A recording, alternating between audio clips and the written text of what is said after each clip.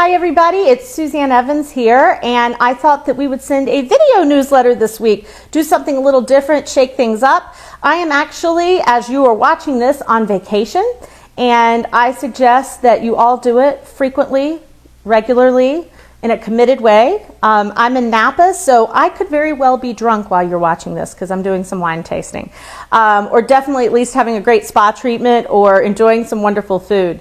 And what I want to talk to you about today is I think one of the most important things that I experienced in growing my business, and one of the things that I see, which is almost an epidemic for people who fail, unfortunately.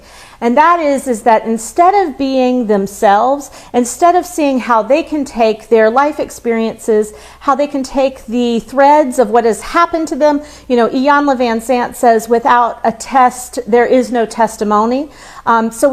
So people who take the threads of their life and use that to be a message in their business, to have an authentic brand, to have a brand that really represents the truth of who they are. And it's one of the reasons why I've always loved Simon Cowell so much.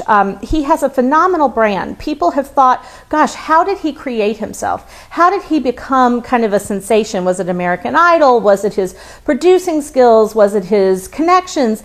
And no, it was his 100% authentic personality. Oprah said something recently in an interview that just struck me as so fascinating. She said, they said, you've had so many people have spin-offs from your show, you know, Dr. Oz, Dr. Phil, Susie Orman. They said, how did you choose who you would produce and kind of who you would nurture and who you would have become stars in their own right? And she said, it was not something I chose. I found people that had such a deep, authentic thread that people, an audience, were forced to watch them. They didn't have any choice. That's how compelling they were. And so when people look to attract clients or to get exposure or to have a media opportunity or a PR opportunity, this is not something that you calculate. This is something that you live. And so I ask you today, how are you living? Right? Because sermons do not come from written statements. Sermons come from your lips. That is the greatest sermon that you will ever give. And that's what people pay attention to. Look at everyone who has had major stature in our society, whether it was politically or business-wise or social consciousness-wise.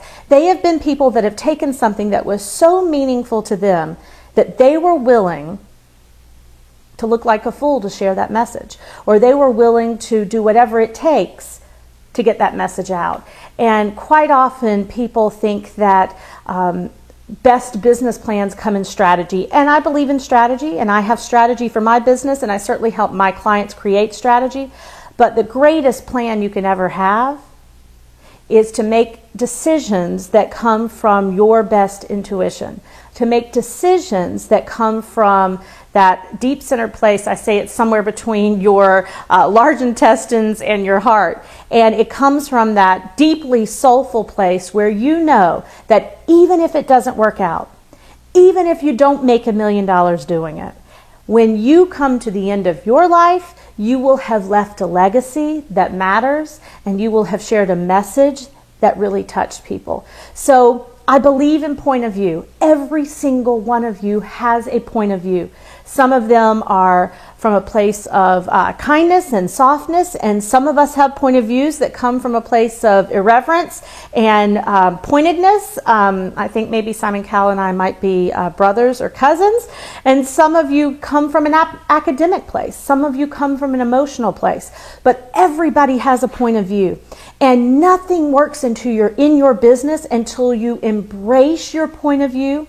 You're willing to share your point of view.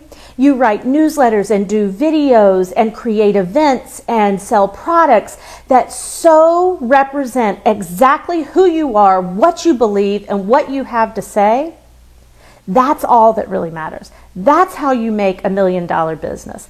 That's how you make $1 million difference. So I want you to think about, are you trying to be somebody, or are you writing and speaking and delivering from a place that you know is your truth?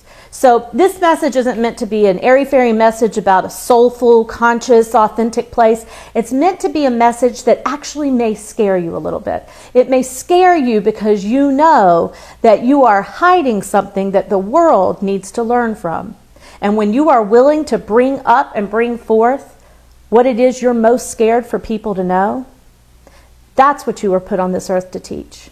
And that's when you'll have a big business that makes a big impact. Love you guys. See you soon.